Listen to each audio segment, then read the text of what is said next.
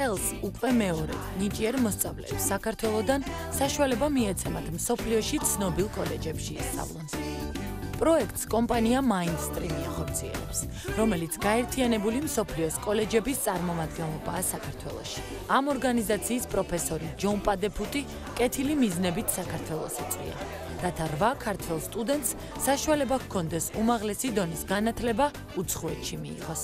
გაერთიანებული მსოფლიოს კოლეჯი უკვე 50 წლისაა. ის დაარსებულია ცივი ომის პერიოდში იმ ადამიანების მიერ, რომლებსაც სურდათ მსოფლიოში მშვიდობა ყოფილიყო. ეს არის ამ კოლეჯების შექმნის მთავარი მიზანი. ჩვენ ძალიან გვინდოდა, რომ საქართველოსთან კავშირი გქონოდა. სწორედ ამიტომ ჩვენ დიდი ძალები დავხარჯეთ და ხელი შეუწყოთ საქართველოში ამ პროგრამის განვითარებას. ახალ სასწავლო წელს 2 ქართველი სტუდენტი იტალიაში, 1 გერმანიაში, 1 კანადაში, 1 ჰოლანდიაში და 3 სომხეთში შეხვდება. წელს ეს პროექტი აპირებს, რომ 8 სტუდენტი შეარჩიოს.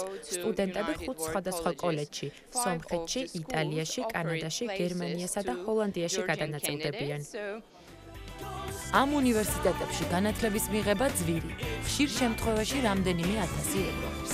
თუმცა გამოცდების ჩაბარების შედეგად ქართველ სტუდენტებს 100%-იანი დაფინანსების მიღება შეუძლიათ.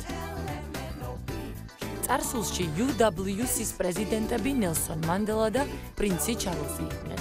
დღეს იმ საგანმანათლებლო საქველმოქმედო ორგანიზაციას, რომელიც 8 ქართველ სტუდენტს დაეხმარება უცხოეთში განათლება მიიღოს, იორდანიის დედოფალი ნურია ხელმძღვანელობს. UWC-ის კოლეჯებში აპლიკაციის გაგზავნის ბოლოვა და 2014 წლის 18 დეკემბერია. ამისათვის მომავალი სტუდენტები შემდეგ მოთხოვნებს უნდა აკმაყოფილებდნენ. ისინი აუცილებლად უნდა იყვნენ საქართველოს მოქალაქეები და სწავლის დაწყების მომენტისთვის 16-17 წლისები.